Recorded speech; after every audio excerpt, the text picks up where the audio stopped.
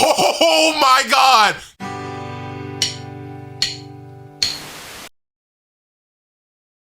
What did I just watch? What's good, ladies and gentlemen? Welcome back to the channel. I'm LotusAsakura, the one who never knows best, and bringing you my review for episode 18 of Dragon Ball Daima. And your boy picked a good day, the best day to break out this hoodie. This dog.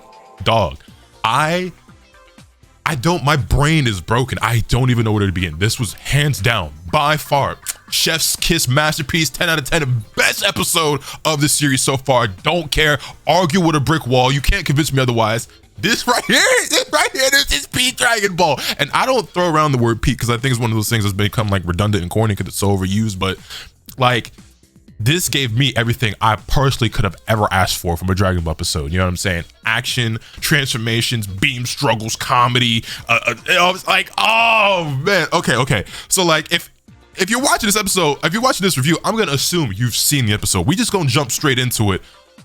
Goku, he was 4 million. Omi, J, Z, counter. What? All right. I geeked out hard enough. Let me collect myself. Goku went Super Saiyan 4 in this episode, and never in a million years did I think we were going to see, well, honestly, just that form ever show up again, let alone in something that we could consider canon, because I'm pretty sure we're supposed to consider Daima canon, and it's taking place in between the Buu Saga and Super, which raises a whole lot of questions that we'll get into. But man, like, if nothing else, okay, I have a lot of questions. I do have some problems with the episode, despite the fact that I enjoyed it so much, but only because when we're talking about like continuity and, you know, just like how we'll get into it. I enjoyed the episode. I thought it was a masterpiece. I'm not mad at anything that happened. I don't care. It's Dragon Ball at the end of the day. It was cool, and that's all that matters. But I do want to discuss it from like a plot standpoint, just a little bit as well, just for the sake of conversation and some other things as well. So let me settle down and let's talk about how this episode took place. Okay, so we start off, obviously in the last episode, Goku went Super Saiyan 3. I had my theory that Super Saiyan 3 Goku was going to get washed because we're supposed to be seeing fusion. At this point, are we still going to see? We got 2 episodes left. There's only 2 more episodes left, so I don't know if we're actually going to see fusion. Maybe we still will. It could definitely happen in the next episode. Who knows? But episode starts off with Super Saiyan 3 Goku taking on Goma. Okay, I also noticed that at the start of this episode, they put the little pupils in Super Saiyan 3 Goku's eyes, which is a little detail that I felt like was missed in the last episode. And I was pointing that out as I was doing my live reaction on Twitch with everybody, which, by the way, if you want to tune into these live reactions, come through on the stream, twitch.tv/LotusAsakura. Link is always in the description down below. If you want to come tune in for these last 2 episodes, we do them on Fridays at 1 p.m. Eastern. So if you want to pull up and catch these last 2 with me in the chat and everything, come through. But yeah, and I acknowledged that detail, and then they went, and then as soon as I pointed it out, like you didn't see the pupils for the rest of the episode. Not a big deal. It was just a detail that I noticed, and as soon as I pointed it out, like, they stopped doing it. I don't know, maybe different animators, just not, whatever, doesn't matter. Anyway, so Super Saiyan 3 Goku starts taking on Goma. It's like a pretty little back and forth battle, whatever. And then what was funny is Majin Buu is like, oh, Goku powered up. Hey, you know what? That's it. That's a good idea. Power up. And he runs and finds a giant cookie and throws it at Majin Buu, who then eats the cookie and powers up like he's Popeye eating his spinach. And he just gets a lot stronger, which, okay, haha, Dragon Ball, Toriyama humor, whatever. And he's, I guess, equivalent to Super Saiyan 3 Goku in that moment. And what's funny is he looks at Goku and like sees his hair and he's like, huh. And he like transforms and, like, you know, grows out his hair to look like a Super Saiyan 3, which I thought was hilarious. And like okay, like purely cosmetic, sure, but it's just funny that he did that. When he ate the cookie, I thought he was gonna transform into like a Super Buu, like Super Do kind of form, get like taller and slimmer. He didn't, but that would have been funny and cool at the same time. And likewise, when he went Super Saiyan 3, that also could have been pretty funny. It might have even looked a little bit cooler. But yeah, he comes through, he starts wailing on Goma, putting in that work, but that moment was short-lived because the power up wears off, I guess. The cookie wasn't big enough, and then he just kind of gets sucker punched and uppercut to the sky, and he gets knocked away. But Goku and the Tamagami and Piccolo and Gloria, everyone's like trying to attack, and it's just another all-out battle royale, and it was masterfully animated. It was the choreography was cool, the fights were dope. Like, this episode was just gas, man. Like, if you love Dragon Ball, I gotta imagine that you're pretty okay with just people just throwing hands and cool fights and beam struggles and explosions and destruction, and you get a lot of that. You get a lot of that in this episode. And in my review of the last episode, okay, I caught a little bit of flack, not like anything I would consider like hate or anything like that, but just a little bit of criticism, a little bit of pushback, because I said that I was a little bit underwhelmed by the episode, which is, I also said that like I enjoyed the episode, it was cool, I was expecting more from it. What we got in this episode is on the level of, I guess, what I was expecting in the last episode, and it just wasn't, it's, you know what I'm saying? Like, last episode was good, this episode was incredible, you know what I'm saying? Like, if you thought the last episode was insane, then you must be in heaven. You must be walking on cloud 9 after watching this one, you know what I'm saying? I thought the level of last week was going to be closer to what we got there. I was expecting Super Saiyan 4, but it's in terms of like the all-out action-packed, high-octane, you know what I'm saying? Like, that's what I thought, and that's why I was a little bit underwhelmed, because I just feel like the first half was not nearly as good as the second half, and especially those final few minutes, but that's whatever. Anyway, after Majin Buu's power-up wore off, that reminded me that, oh, you know what? Every time we see Goku go Super Saiyan 3, it's always one of those things where it's like, I can't use this form for very long, or I can't maintain it, or my body doesn't, you know, it drains a lot of stamina and a lot of energy. He gets exhausted very quickly. And I was like, oh, you know what? I'd already assumed that Super Saiyan 3 Goku was going to lose the fight anyway, but maybe it's not because he gets outmatched or overpowered, but simply because, especially as a child, he's not going to be able to maintain the form for very long. Because if you remember, the only time Goku was able to like consistently maintain Super Saiyan 3 and fight for it for a prolonged period of time is when he's in Otherworld, when he's Angel Goku, because otherwise it just takes up too much energy and too much stamina. And so very quickly, right after I make that acknowledgement, we see Goku start looking like very exhausted and depleted, and then King Goma kind of overpowers him and knocks him down and looks like he's about to finish him off. And that's when Neva steps in. And at first I'm like, fuck is Neva doing? Because they kind of almost make it look like Neva stepping in to finish off Goku, which I knew obviously wasn't the case, right? But he does some weird magic, because Neva just has all these broken abilities. He's like someone in my chest, he's a glitch in the Matrix, and that's a fact. Like I said before, Neva low-key the most broken character in Dragon Ball, because all these different powers and abilities he has, it does not compute, but it's Dragon Ball, so I'm only going to question it. So I'm like, I'm going to question it, but I'm not going to care ultimately at the end of the day, because my standard for like the writing and the plot and everything making sense in Dragon Ball is just far lower than it is in other series. You know what I'm saying? It just is what it is. Anyway, he imparts some sort of energy or magic into Goku, and then we get this like super dramatic, really dope transformation sequence where Goku starts to turn into Super Saiyan 4. And matter of fact, you know what? I want you to see my reaction to this moment. I'm just gonna go ahead and drop that right here for you. No. There's no fucking way. There's no fucking way. There's no fucking way. Oh my god. Nah, Daima is so much better than Super. Daima is so much fucking better than Super. Yeah, your boy might have geeked out. I might have freaked out. Just a little bit. Just a little bit, you know what I'm saying? Light work, no reaction, you know what I'm saying? Yeah, I don't know about you guys, but Super Saiyan 4 is my absolute favorite transformation in all of Dragon Ball. I think it is by far the coolest, the dopest one. You can say whatever you want about Dragon Ball GT, and I'm not even going to argue with you on that. I like GT. If you want to say it's the worst part of the entire franchise, cool, power to you. I'm not even going to debate that. I think Super Saiyan 4 is still the coolest transformation. It looks the coolest. It's always been my favorite ever since I was a kid. I play Super Saiyan 4 in every game where it's available. It's just super, super dope. And I was not anticipating ever seeing it in like any material ever again. Like obviously there's like Dragon Ball Heroes and stuff like that, but in terms of like actual like anime or manga or movies, I didn't think we'd ever see it again. And we're seeing it here in Daima. And again, like I think Daima is meant to be canon, which then raises a bunch of questions. And do we want to get into that conversation now, or do I talk about the sequence of events and everything? We'll get into that now while it's fresh on my mind, because we can always go back and talk about what happens for the rest of the episode, right? So first and foremost, the transformation was incredible. He looks sick. Also, his hair normally in Super Saiyan 4 is black, but in this form, his fur on his arms and his torso is the same color as his hair. Or I guess I should have said it the other way around. The hair is the same color. It's all like this deep reddish pink magenta kind of color, right? Which I think looks incredible. It looks like the same color as like his Super Saiyan God hair that we see later on in Battle of Gods and Dragon Ball Super. I don't know if there's any correlation with that, or if that's just coincidence or what. But he kind of looks like a Super Saiyan God. So I was like, is this Super Saiyan 4 God? Like, I don't know, it's incredible. Like, what type of fan fiction?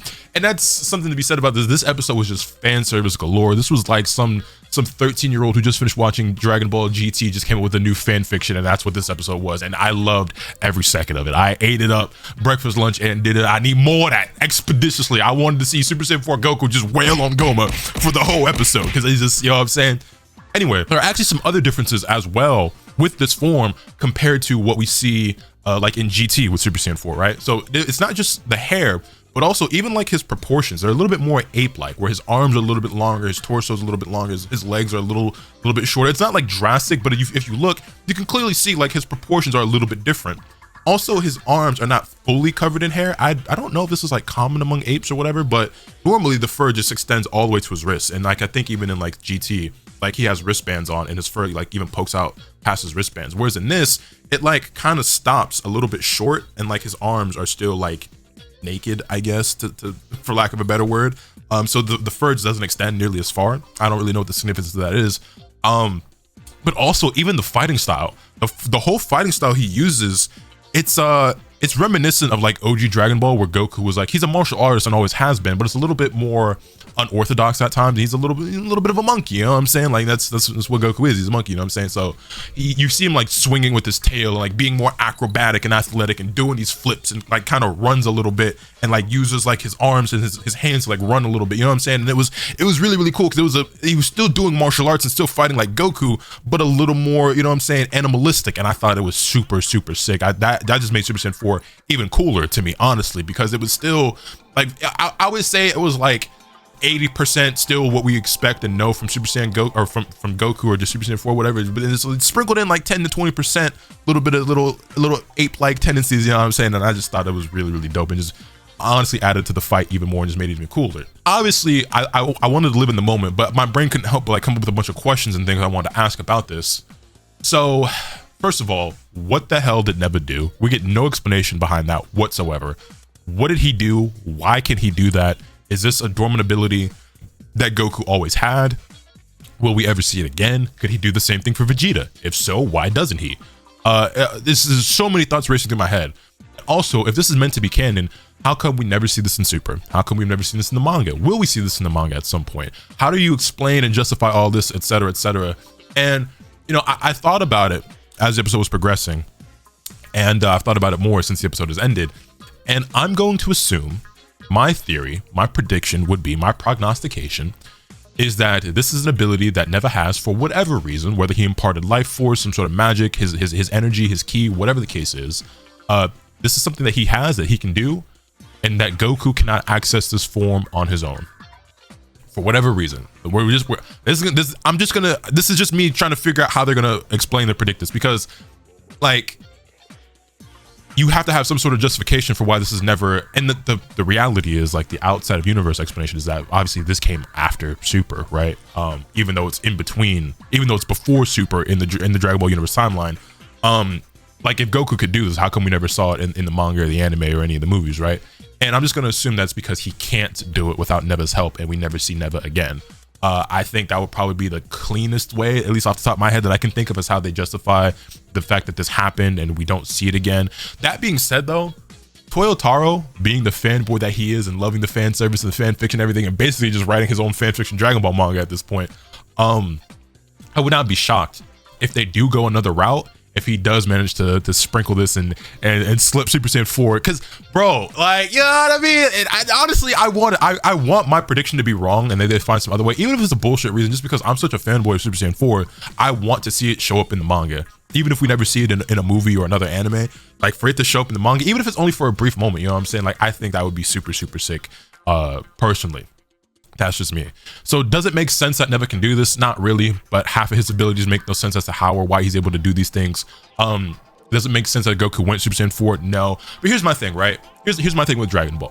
While I appreciate good writing, while I appreciate good storytelling, while I appreciate dynamic characters who evolve over time and all these great things, all these plot elements, and while I appreciate continuity and these well thought out, you know what I'm saying? I can appreciate all of that in other stories. When it comes to Dragon Ball, I will acknowledge those flaws. I will point out those flaws. I will be aware of them. I'll consider them. I'll think about it. I'll question things. But at the end of the day, if it's cool, that's all I care about. And I don't feel that way about every series. Why does Dragon Ball get that special pass? Because it does, you know what I mean? Because it does, okay? Maybe it's just the nostalgia, maybe it's the sentimental value, maybe because there's so many other elements of Dragon Ball that are genuinely good and that I enjoy, and just because Dragon Ball is just such this OG and this grandfather and everything like that, godfather even, it's just like, you kind of just shrug off something. Some people don't, and that's understandable. But it's like a lot of things, like when there's these inconsistencies or these plot holes or these retcons, you're just kind of like, that's Dragon Ball. You know what I mean? You know what I mean? So at the end of the day, as long as it's cool, as long as it's dope, you know what I'm saying? I'm here for it, you know, and that's all I want from Dragon Ball, because I go to different series for different things. I'm not coming to Dragon Ball for a deep plot and these characters in terms of like how they evolve over time and become someone different from who they were and how they mature and everything. And like, yeah, I've had these conversations about how like Goku feels like he regressed as a character, if anything, from Z to Dragon Ball Super. And these conversations are fun to have as long as they don't get out of hand. But like, I go to different stories and different series to get different things out of them. I'm not looking for the same thing out of every series. So when it comes to Dragon Ball, I'm looking for the cool fights, the action, martial arts, transformation, stuff like that, because that's what I'm here for. If I want something else when it comes to like writing or plot or characters, I'll go to like Code Geass or a Serial Experiments Lane, or, you know what I'm saying, if I want romance or slice of life, then that's why I have like Blue Box. Or if I want like adventure and fantasy, that's Frieden. You know what I'm saying? I'm looking for different stuff from different things, you know what I'm saying? So while I do have some issue, I do take some issue to some extent with this happening. It was cool, and that's all that matters. So I said that to say I lost my mind when this started happening. Goku starts throwing hands with Goma. It's going crazy. And I was like, yo, like, is Vegeta going to jump in? Is Vegeta going to go Super Saiyan 3? We'll never unlock his ability to go Super Saiyan 4. Are they going to fuse and make like a little mini Super Saiyan 4 Gogeta? Like, who knows? Like, you know what I'm saying? There's still no really telling what's going to happen in the next episode in terms of like the combat and what happens with these characters. But I'm looking forward to it. And y'all, I hope y'all are as well. So getting back to like what was actually taking place in the episode, Goku's duking it out with Goma. They're going back and forth or whatever. Gloria and Piccolo are on the sidelines. They're like getting all beaten up and exhausted or whatever, but they start powering up. And for a second, I thought Gloria was also going to transform. He doesn't. He just powers up a bunch. And then him and Piccolo fire off like a dual beam attack. So Gloria fires off his beam. Piccolo charges up a special beam cannon, or a Kanko Sapo if you prefer, if you're a weeb. And they end up in a beam struggle with Goma. So it's like, this was just fan service galore. Like, you get Super Saiyan 3, you get Super Saiyan 4, you get beam struggles, you get nonstop action, you get some comedy with Majin doing there. It's just like all the best things about Dragon Ball, to me, all the things I like the most, you got in this episode. So Goma and Piccolo and Gloria, they end up in a beam struggle. Boom, you know what I mean? And then Goku jumps back into the action. Goku starts charging up a Kamehameha, and like, I was like, oh, this is about to be one of the coldest Kamehamehas of all time. This is about to be so raw. And it was. So he's charging up this Kamehameha, and Goma starts flying at him and sucker punches him. Boom! Right in the jaw.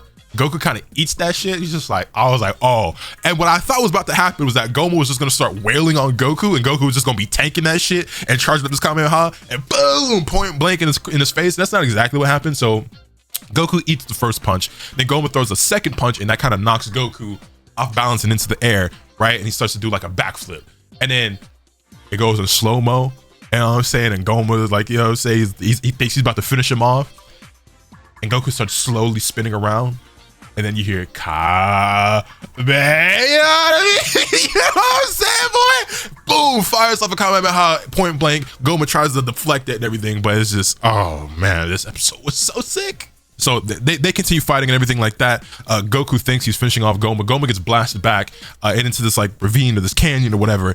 And what proceeds to happen next, I wasn't really expecting. Goma expands inside even more and like pulls himself up and is even bigger than before and even more powerful before. I guess thanks to the power of the was it the tertiary oculus, I think is what it's called, right? The third eye, the magical eye. Boy, think he or something. Anyway.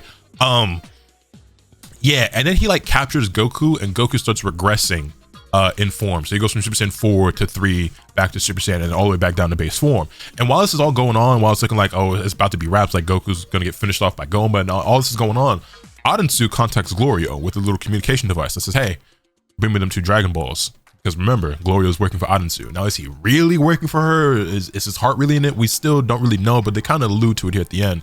He brings her the Dragon Ball. She says she's gonna make her wish, da-da-da-da-da. And she commands him to do it for her because obviously, excuse me, he's been working as a secret agent for her. And she also had him like learn the Namekian so that he could summon the dragon and make the wish and everything like that. Which, by the way, the dragon ends up being Porunga, and it's like a giant red Porunga, and it looks sick. It's so dope. The red dragon was so fire. But yeah, so I question why Adensu didn't learn the Namekian language on her own and had Gloria learn it, because all this does is give the chance for Gloria to obviously betray her. And the next episode is titled Betrayal.